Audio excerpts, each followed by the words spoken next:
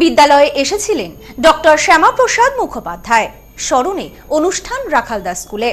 এই স্মৃতিকে স্পর্শ করে ধন্য হলাম, জানালেন খাদ্যমন্ত্রী অশোক কীর্তনিয়া। অঞ্জলি সিল্ক এখন আমাদের দুটি শোরুম, হাবড়া ও বনগাঁতে। আমাদের দুটি শোরুমেই কেনাকাটার উপর থাকছে আকর্ষণীয় ছাড়। ফোন 7044447885। এ যেন ইতিহাসকে ফিরে দেখা।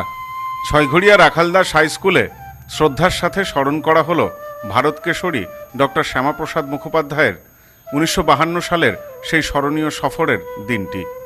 1952 সালের 11ই জুলাই ডক্টর শ্যামাপ্রসাদ মুখোপাধ্যায় এই স্কুলে এসে ভিজিটার্স বুকে বিদ্যালয় সম্পর্কে উৎসাহব্যঞ্জক মন্তব্য লিখে স্বাক্ষর করেছিলেন।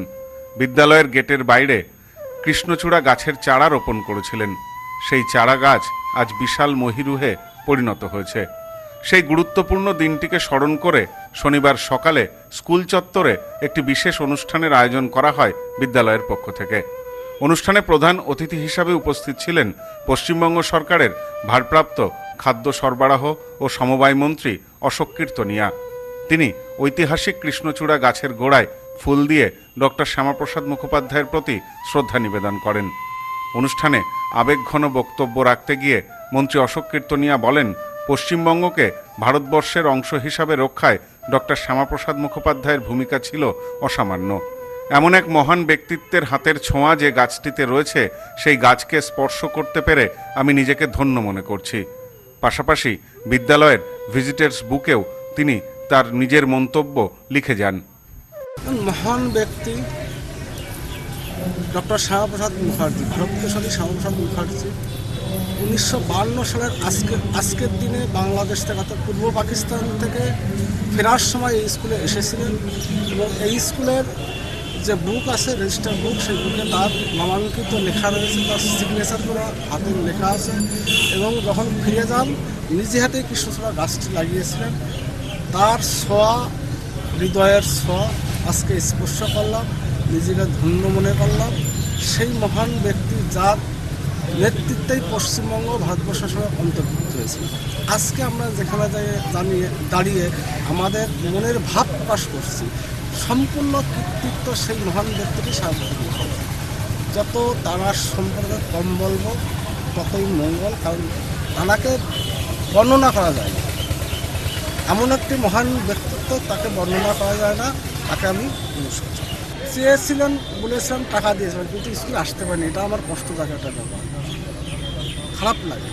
আমি এখানে দাঁড়িয়ে বলে গেলাম আজকে রাজনীতির যা অঙ্গনে থাকবে, শিক্ষা যেখানে সেখানে শিক্ষক এবং শিক্ষার্থীর সম্পর্কটা থাকবে, সেখানে কোনো রাজনীতির মেরুকরণ হওয়া উচিত না।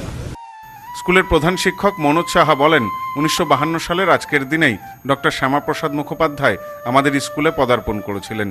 এই উপলক্ষে আমরা গত 2 সপ্তাহ ধরে বিভিন্ন অনুষ্ঠানের আয়োজন করেছি। এমন একটি গুরুত্বপূর্ণ দিনে খাদ্যমন্ত্রী অশোক কীর্তনিয়ার উপস্থিতি আমাদের কাছে অত্যন্ত আনন্দের। তিনি বিগত দিনে স্কুলের উন্নয়নের জন্য 6 লক্ষ টাকা অনুদান দিয়েছেন। এজন্য আমরা তার প্রতি কৃতজ্ঞ।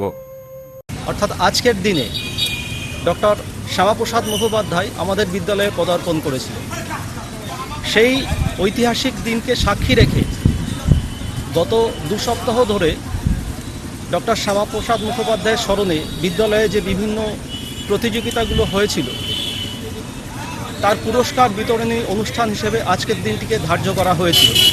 আমরা অত্যন্ত আনন্দিত, আমরা আপ্লুত যে আজকের এই ঐতিহাসিক দিনে আমরা পশ্চিমবঙ্গ সরকারের খাদ্য ও সরবরাহ মন্ত্রী তথা সমবায় মন্ত্রী মাননীয় শ্রী অশোক কীর্তনিয়া মহাশয়কে পেয়েছিলাম। তার হাত দিয়ে আমরা এই অনুষ্ঠানের বিভিন্ন প্রতিযোগিতার পুরস্কার বিতরণীটার সূচনা করলাম। বিগত দিনে অর্থাৎ 2021 শিক্ষাবর্ষে তিনি আমাদের বিদ্যালয়ের উন্নয়নে 6 লক্ষ টাকা তার উন্নয়ন তহবিল থেকে দান করেছিলেন।